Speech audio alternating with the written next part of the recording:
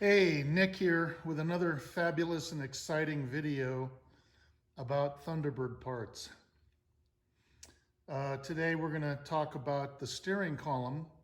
Now this particular steering column is out of a 1966 Thunderbird, but 64, 65, and 6 are almost the same. 64 is by itself, and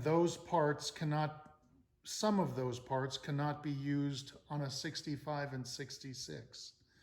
For example, the steering column body and the shift tube, I think, are different slightly. However, the hubs, I think these are the same. The turn signal switches are different, things like that. But 65 and 66 are exactly the same. They share the same parts. And what I'm doing is I'm assembling the steering column for this 66 T-Bird I'm restoring. And so I thought that I would make a video of that, all the parts, so you guys can familiarize yourself with what's involved in the steering column, the slide mechanism, the shift lever, things like that.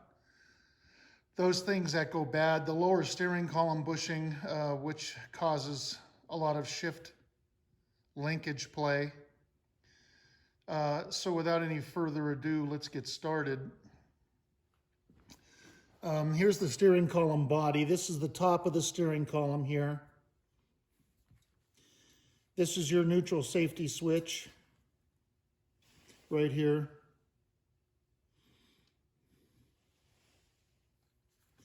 This lever on the shift tube engages the neutral safety switch and moves it. This lever here.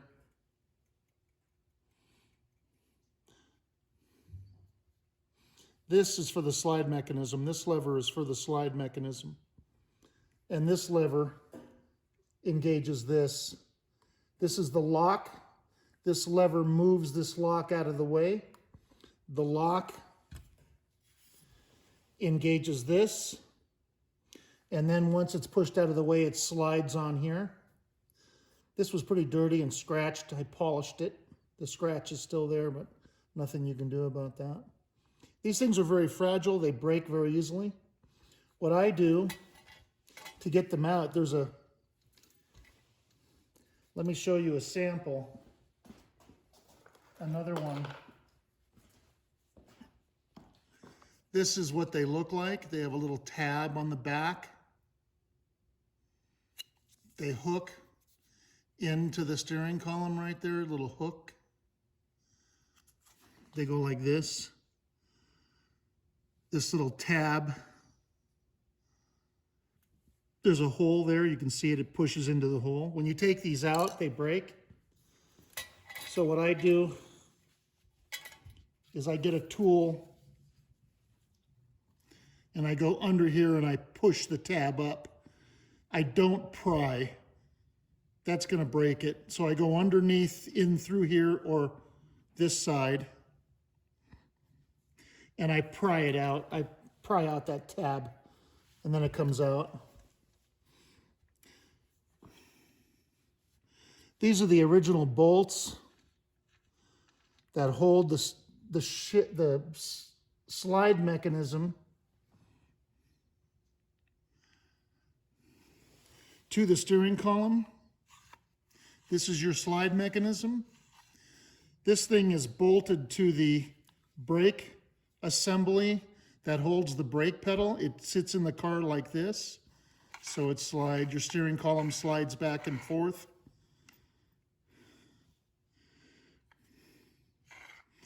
This bolts to here like that.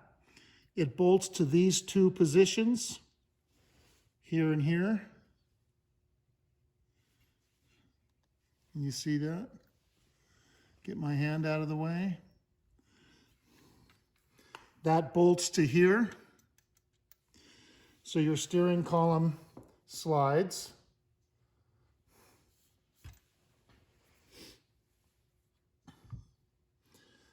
Here's your turn signal switch. These are the horn contacts. They ride on rings in the center hub of the steering wheel underneath. You'll see there's 2 rings. Those ride on that for the horn. The rest is all turn signal. This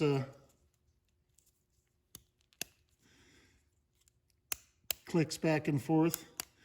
Usually when these go bad, these break off. They break off and then it doesn't cancel. At the end of the turn signal switch, you have these little pins. These little pins have a tab that lock them into the connector. They lock into the connector from behind here. And then they plug into a female connector. This looks female, but when the tabs stick through, they're male, you know, they're tabs, and then it pushes onto the connector on the car. Anyway, these lock into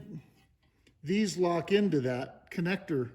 And if these little locking tabs, if they're broken off, this is no good.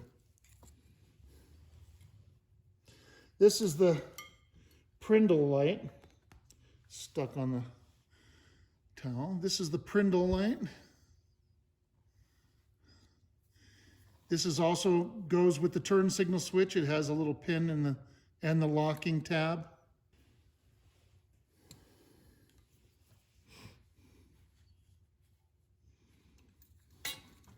This is your lower steering column bushing right here.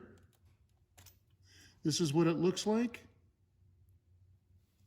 It goes into the steering column like this. This tab locks into that hole. Now the way to get these on is you have to cut them. You cut them through the tab. Try to make a perfect cut right through the tab so that the pieces can open like a U. It can open and then it'll fit around the shift tube right here. So it supports the shift tube relative to the body of the steering column. It supports it. And when this lower steering column bushing goes bad, you will have a lot of shift linkage play because the shift tube will then be loose inside the body of the steering column. It'll shake around like that. And of course your shift linkage hooks to that. So then you'll have a lot of shift linkage play. Here's the turn signal switch hub. There's the Prindle. This is how it's attached with a couple screws. There's the detent. The Prindle's attached with Phillips screws. The detent's attached with hex screws. Inside here, you have a plastic thrust washer. Obviously, all of that gets greased. That goes in there. Then that goes on to here. This is the shift hub. It goes on like that. There's the pointer. Now, clearly, yeah, the paint is a little thick. Now, I have a fluorescent orange paint that I'm gonna paint the pointer with in there. And there's the plunger for the shift lever. See it in there? Right there. The shift lever goes in there, sits on the plunger, spring loaded, like that. These things are there's a spring in there, they're spring loaded, so when you put the screws on, you have to push it, you have to push that plunger down and hold it down and then put the screws in. Here's the roll pin holes. Now I sized these, which means you can see it's kind of flat around the hole. So what I did is I took a punch large enough to fit in this hole, And then I tapped the hole on the outside with a body hammer, on both sides. I gently tapped it and shrunk the hole. Now these weren't bad anyway, but I just did it anyway to shrink the hole a little bit. So you can see how it's kind of flat around the hole. That's where I did that. And then of course, after all of that, I sanded them and primed them and painted them. This is a Thelma and Louise car, so it's Tahoe teal with a white interior. The shift levers, one is a reproduction. The one with the rubber on it's a reproduction, and you can tell because it's got a chrome end. The end here is chrome. This one's an original. It's not chrome. Both of them are bad because there's a little notch. See the notch there? That's not supposed to be there.